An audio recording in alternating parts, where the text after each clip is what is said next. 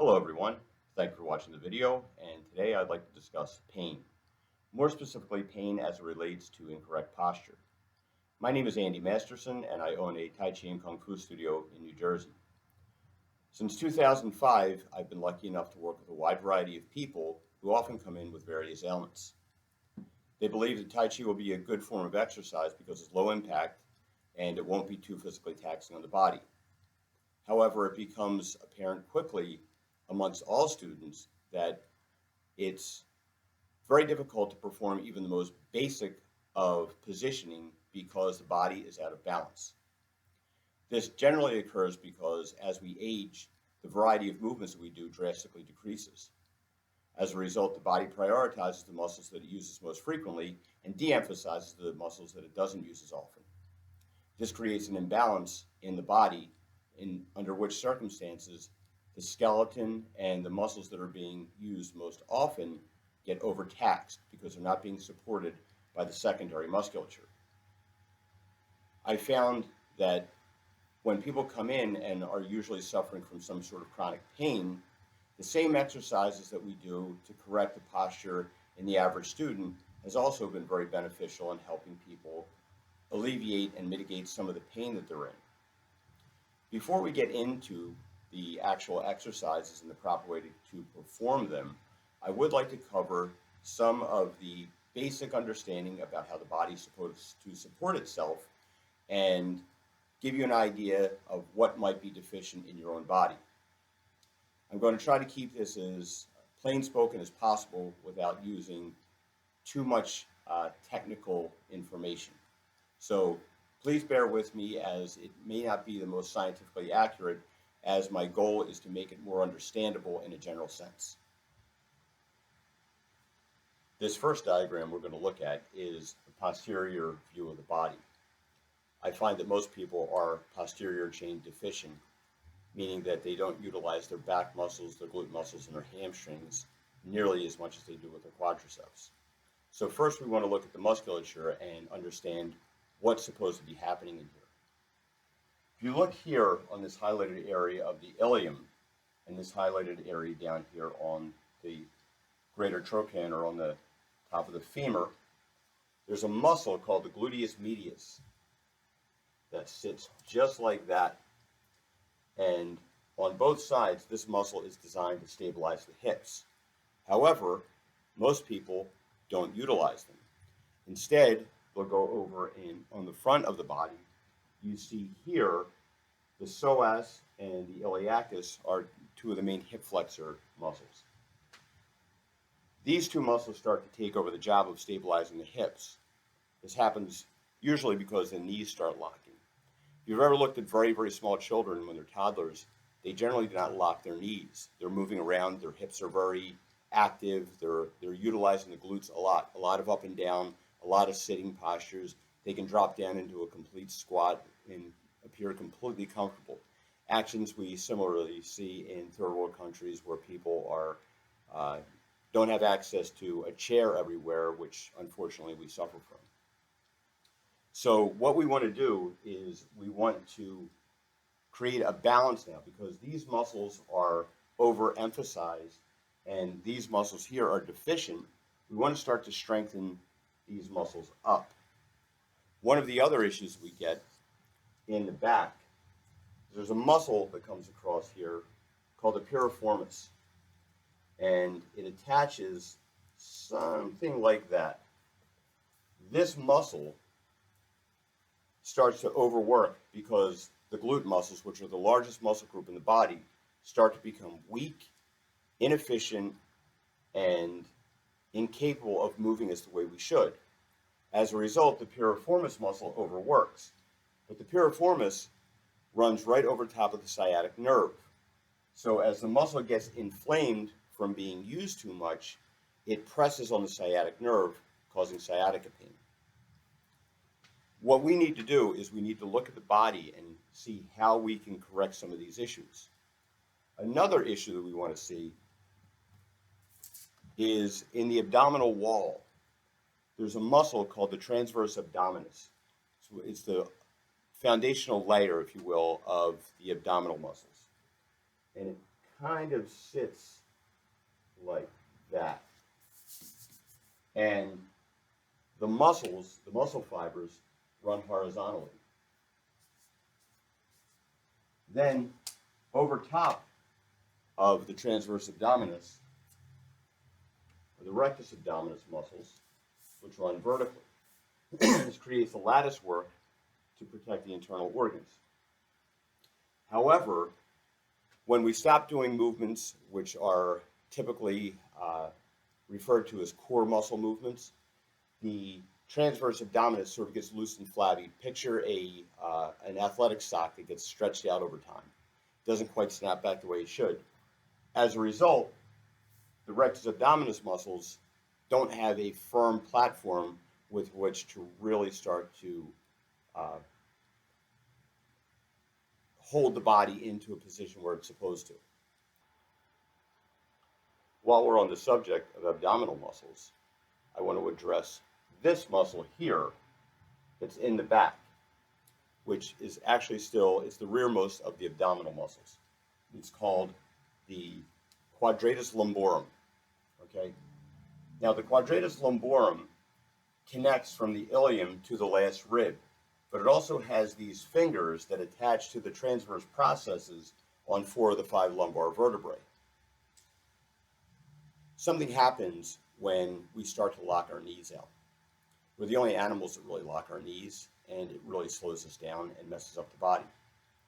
So we want to understand some of the complacent injuries that we're giving ourselves without even realizing it. When you sit for too long, your quadricep muscles shorten, your hip flexors shorten, and your abdominal wall shortens. This pulls you forward, aiding into the de-emphasis of the posterior chain muscles, specifically the glutes.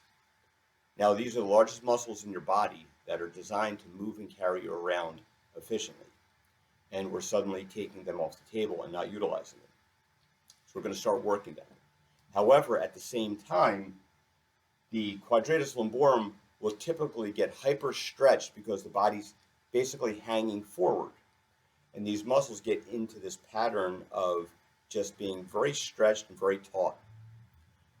Frequently, you'll have somebody come along and push into your lumbar spine, and you'll feel these muscles become rather cord-like.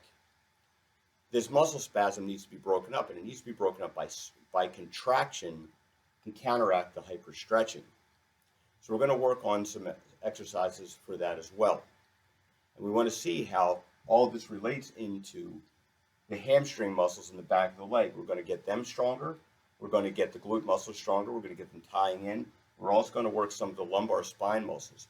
We're going to do this very gently and very slowly. There's no such thing as too slow, too light, or too deliberate. One of the worst things you can do is rush into a movement and be so focused on completing a task that you do the movement incorrectly, causing yourself more injury and firmly setting more bad habits. The first exercise we're going to perform is for the transverse abdominis, and it's very simple. What you do, place your fingers on your navel. You want to draw your navel in, imagining it's touching your spine, so you feel your abdomen hollow. Pull this in and hold it as long as you can. Start with about 10 seconds. Gradually release it. The gradual release is important because it's going to help you gain greater motor control. You don't want to just suddenly let it go. So you slowly draw in, hold it.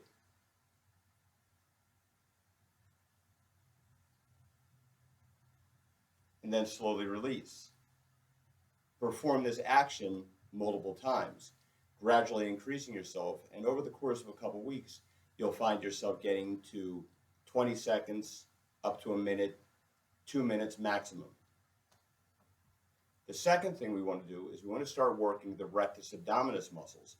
Typically, we're not going to have everyone just jump into crunches. What we want to do instead, we're going to gear this towards people who haven't necessarily used these muscles very much in quite some time.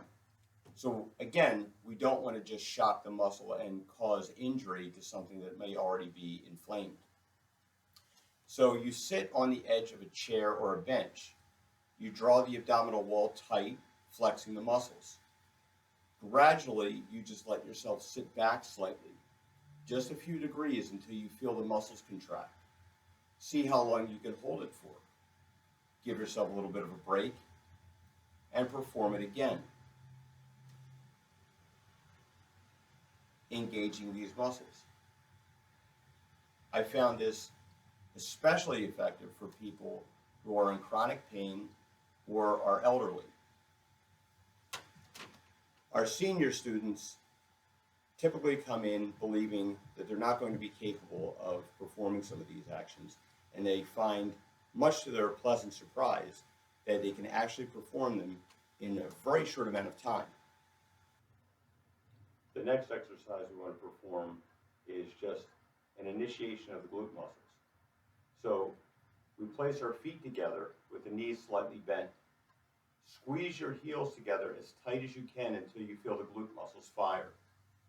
See if you can hold that position for a number of seconds. If you're a person in a condition which does not allow you to stand and do this, the same function can be done while seated. Sit down, squeeze your heels and your knees together and feel the glute muscles flex. Hold it for about 20 seconds, release. Perform this about 3 times, depending upon your comfort level. The next movement we're going to do is called a clamshell. Lying on your side, placing your knees on top of each other and your feet on top of each other. You want to engage the core muscles, engage the glute muscles, and slowly start to lift your knee up, hinging at your feet. You should feel the gluteus medius muscle at the top of the hip here start to flex. Try and work it as strictly as you can. This will give you greater muscle control and increase the strength of the gluteus medius, which will help you to stabilize your hips. Perform this anywhere between 5 to 15 repetitions. The next alternative we have after this is called the reverse clamshell, where you keep your knees placed together and you lift your foot up here. And this will hit some of the hip flexors to work them in conjunction with the glute muscles. Again, perform 5 to 15 repetitions depending upon your comfort level. The last exercise we're going to perform in this series of basic movements is going to be a leg curl with just your body weight. If you need to hold on to something, just stabilize yourself on a tabletop, a wall, whatever is available to you. You want to slightly push your butt backward a little bit and feel your foot lifting up as high as you can in the back. Nice and slow, nice and deliberate. You should feel the biceps femoris, or the hamstring muscles, contracting fully. Don't worry about how high you can get your foot up. If you're picking it up and it can only go this far, then that's a good place to start. Remember, don't try to push yourself to what you think you should be doing. Listen to your muscles and do what they tell you you can rather than what you think you should. These are the exercises that I found to be most effective for when people first start training. Universally, everyone has said that they didn't believe they would be as challenging as they were, but once they got done it, they found out just how difficult it actually was and how much it improved their strength. The following video, we're going to be looking at some of the upper body movements, modified planking movements, and some of the things that are just going to help us with core stability without going too extreme. Like all exercises, make sure you check with a physician before you attempt it to make sure you're healthy enough for such activity. Thank you very much for watching, and I hope you enjoyed it.